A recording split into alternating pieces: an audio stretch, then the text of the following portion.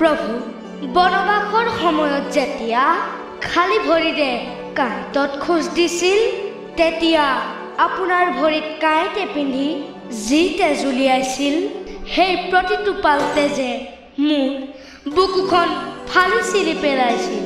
সেই সময়ত যদি মই আপোনাৰ ডাঙৰ ভাতৃ হলোহেঁতেন তেতিয়া আপোনাক আৰু মোৰ মাতৃক কোনোবাই বনবাস দিয়াৰ আগতেই এই পৃথিৱী ভাঙি চিঙি শেষ কৰি দিলোহেঁতেন।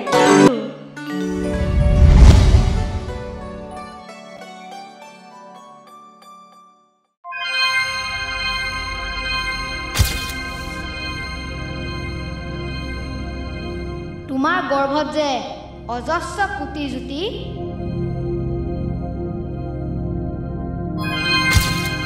হয় প্ৰাণনাথ, এই অন্ধকাৰ কাৰাগাৰ জ্যোতিষ্মান কৰি তুলিছে।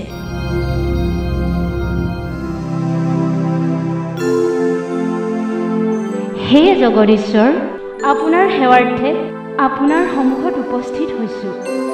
মোৰ বাবে কি আজ্ঞা আছে? দেৱী যোগমায়া, তুমি এতিয়া মথুৰালৈ গমন কৰা। তাত কংসৰ কাৰাগাৰত দৈয়কী আৰু বসুদেৱ বন্দী হৈ আছে। এই সময়ত মূৰংশ যাক শ্ৰেষ্ঠ বুলি কোৱা হয় তেওঁ দৈয়কীৰ গৰ্ভত স্থিতি লৈছে। ইফালে কংসই মৃত্যুৰ ভয়ত দৈয়কীৰ গৰ্ভতে সপ্তম পুত্ৰক হত্যা কৰাৰ পৰিকল্পনা কৰিছে। তুমি শ্ৰেষ্ঠক দৈয়কীৰ গৰ্ভৰ পৰা উলিয়াই নি বসুদেৱৰ দ্বিতীয় পত্নী ৰোহিণীৰ গৰ্ভত স্থান দিয়া। এই সময়ত ৰোহিণী গোকুলৰ দুগ্ধলৰ ঘৰত ছদ্মবেশেৰে বাস কৰিছে। তুমি যোগমায়া শ্ৰেষ্ঠক তুমি তালৈকে লৈ যোৱা। গৰ্ভৰ পৰা উলিয়াই আনি অন্য গৰ্ভত স্থান দিয়াৰ বাবে তেওঁক শংকচৰণ নামেৰে মাতিব আৰু যুগৰঞ্জন হোৱাৰ বাবে তেওঁক ৰাম বুলি মাতিব আৰু সকলোতকৈ বলৱান হোৱাৰ বাবে তেওঁক বলোৰাম নামেৰে জনা যাব।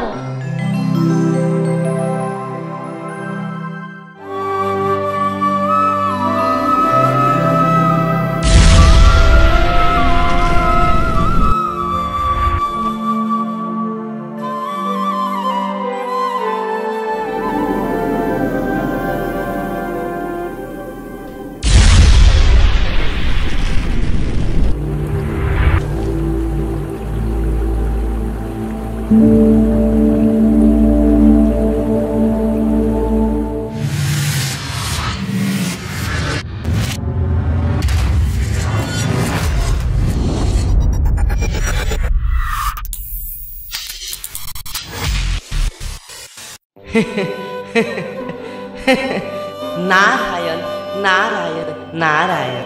প্ৰভু আপোনাৰ যে কি লীলা! যিজন মহাপাপী কংসই আপোনাক সত্য জ্ঞান কৰে তেওঁ সকলো বস্তুতেই আপোনাকেই দেখা পায়। প্ৰভু এই যে মনৰ যি স্থিতি আপোনাৰ লগত বান্ধ খাই আছে ইয়াৰ পৰা তেওঁৰ মুক্তি নিশ্চিত। প্ৰভু হয় দেৱঋষি, যি নিৰন্তৰে মোক মনত পেলাব তেওঁ নিশ্চয় মোক পাব। এয়াই কৰ্মৰ বিধান। তেন্তে এজন ভক্ত আৰু এজন মহাপাপীৰ মাজত পাৰ্থক্য কি থাকিব স্বামী? তুমি ইমানো অবুধ নহয় যে তুমি ইয়াৰ পাৰ্থক্য নাজানা। তথাপিও জানিব বিচাৰিছা যেতিয়া শুনা। প্ৰভু যি মোক ধ্যায় তেওঁ মোক পায়, ঠিকেই যি মোক যি ভাৱনাৰে ধ্যায় তেওঁ মোক সেই ভাৱনাৰেই পায়।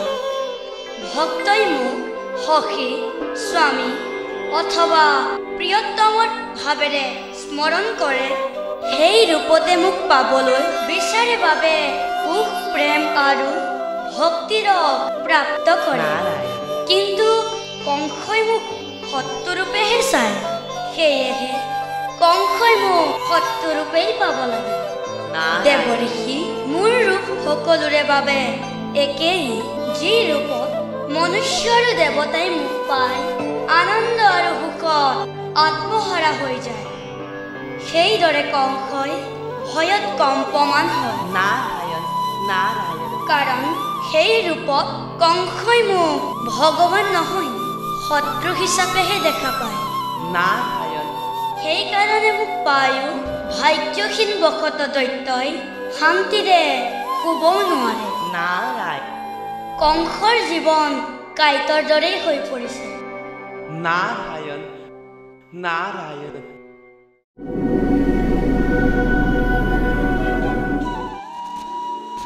হে মাতা, আপোনাৰ পুত্ৰৰূপত মই জন্ম লোৱাৰ সময় হৈছে। তিনি জন্মৰ আগতেই যেতিয়া মই আপোনাক মোক পুত্ৰৰূপে পোৱাৰ যি বৰদান দিছিলোঁ, সেয়া মনত পেলাব বিচাৰিছোঁ। হে দেৱী, স্বয়ং ভূমনুমন্ত বসুদেৱ প্ৰজাপতি সুতপা আছিল আৰু আপুনি তেওঁৰ পত্নী প্ৰিন্সী আছিল। সেই জন্মত দুয়ো মোক চতুৰ্ভুজ ৰূপত পাবলৈ 12,000 বছৰ ঘোৰ তপস্যা কৰিছিল। হে মাতা, মোৰ চতুৰ্ভুজ ৰূপ অতি দুৰ্লভ, কিন্তু আপোনালোকৰ ঘোৰ তপস্যাত প্ৰসন্ন হৈ এই চতুৰ্ভুজ ৰূপ দৰ্শন দিছিলোঁ। তেতিয়া কি বৰ লাগে সোধাত আপুনি মোৰ দৰে এজন সন্তান বিচাৰিছিল।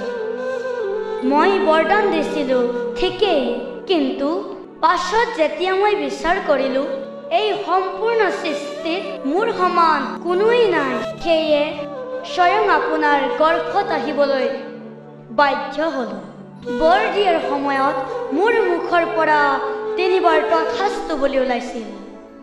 সেয়েহে 3 জনমত আপোনাৰ পুত্ৰ হোৱা নিশ্চিত কৰিছিলোঁ। প্ৰথম জনমত প্ৰিন্সী গৰ্ভৰ পৰা জন্ম লৈছিলোঁ। দ্বিতীয় জনমত আপুনি দেৱমাতা অদিতি আছিল আৰু পিতামহ ঋষি কাশ্যপ আছিল। সেই জনমত যেতিয়া মই আপোনাৰ পুত্ৰৰূপত জন্ম হৈছিলোঁ, তেতিয়া মোৰ নাম উপেন্দ্ৰ আছিল। শৰীৰ সৰু হোৱাৰ বাবে মোক বামন বুলিও কৈছিল। সেই ৰূপত মই ৰজা বলিক উদ্ধাৰ কৰিছিলোঁ। এই জনমত মই স্বয়ং পৰিপূৰ্ণ পৰমাত্মা হৈ মোৰ বচন আৰু বৰদান সম্পূৰ্ণ কৰিবলৈ আপোনাৰ গৰ্ভত প্ৰৱেশ কৰিম।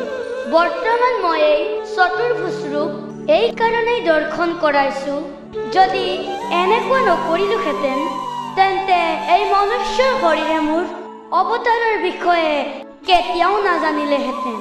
ইয়াৰ লগতে হে মাতা, আপোনাক মুক্তি মাৰ্গৰ কথাও কৈ দিওঁ।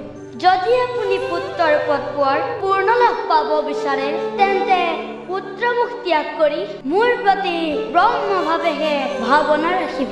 ইয়াৰ পৰা আপুনি মুক্তি লাভ কৰিব। হে জগত ঈশ্বৰ, যদি মোৰ মুক্তি লাভৰ লোভ থাকিলেহেঁতেন মই 3 জনমৰ আগতেই মুক্তি লাভৰ মাৰ্গ নিবিচাৰিলোহেঁতেন নে? নহয় প্ৰভু, মোক মুক্তি নালাগে। মোক কেৱল আপোনাৰ লগত মাতৃপুত্ৰৰ বন্ধনহে লাগে। বাৎসল্য আৰু মোহৰ বান্ধোনেৰে আপোনাৰ লগত বান্ধ খাই থাকোঁ, মোৰ এয়াই লোভ। হে সৃষ্টিকৰ্তা স্বামী, হে পৰমেশ্বৰ, এই চতুৰ্ভুজ ৰূপ মোৰ চকুৰ আগৰ পৰা আঁতৰাই এটি মানৱ শিশুৰ ৰূপত মোৰ চকুৰ আগত দৰ্শন দিয়ক, যাক মই মাতৃ হিচাপে লালন পালন কৰিব পাৰোঁ। যি শিশুৱে অন্য শিশুৰ দৰে মোক কষ্ট দিয়ে, লতি ঘটি খুৱাই তাতেই মই আনন্দ লাভ কৰিম। যাক মই খং কৰিলে অভিমান কৰে হৃদয়ত লগাই বাৎসল্য ৰসৰ পান কৰিব পাৰোঁ। তথাস্তু। হে মাতা, মই যেতিয়া গকুলৰ পৰা লীলা শেষ কৰি মথুৰালৈ আহিম, তেতিয়া আপুনি মনে বিচৰা সকলো সুখ প্ৰদান কৰিম। মোৰ মায়াৰ প্ৰভাৱত আপুনি এই কথাবোৰ পাহৰি যাব আৰু এফালে মাতৃত্ব আৰু বাৎসল্যৰ সুখ আৰু আনফালে মাতৃত্বৰ ভাবুক হৃদয়ৰ গভীৰ দুখ দুয়ো ভাৱনাৰ অনুভৱ কৰিব।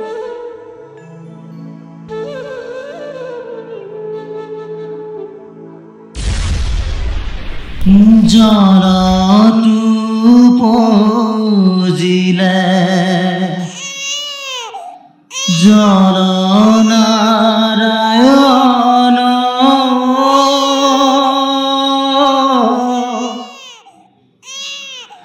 পথাৰত গুজিলে ধান কংসৰ কাৰাগাৰে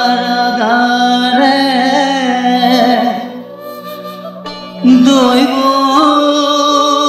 কি উদৰে তাতে উপজিলে নাম তাতে উপজিলে নাম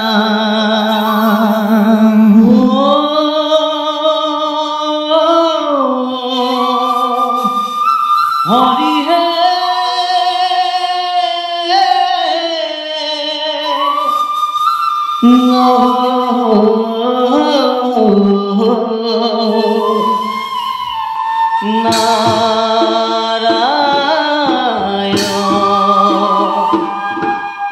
কৃষ্ণ বুজিলে কেৱলে নাজানিলে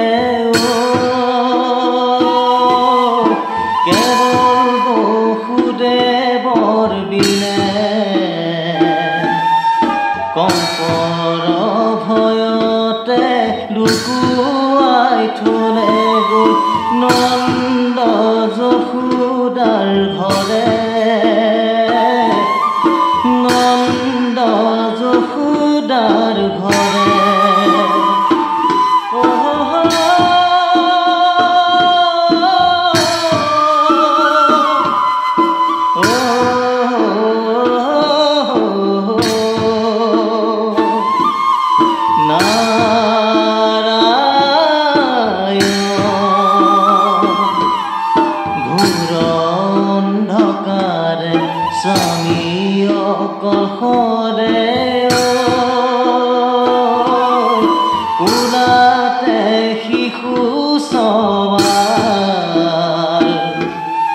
যমুনা বাঢ়িছে হেনে ফুটুকাৰে হবা কোন মতে পাৰ হবা কোন মতে পাৰ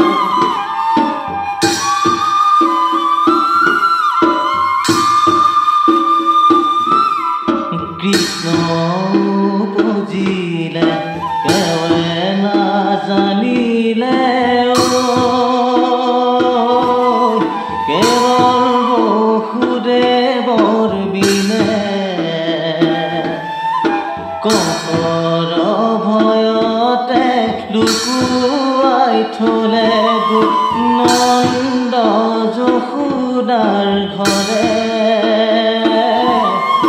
নন্দ যশোদাৰ ঘৰে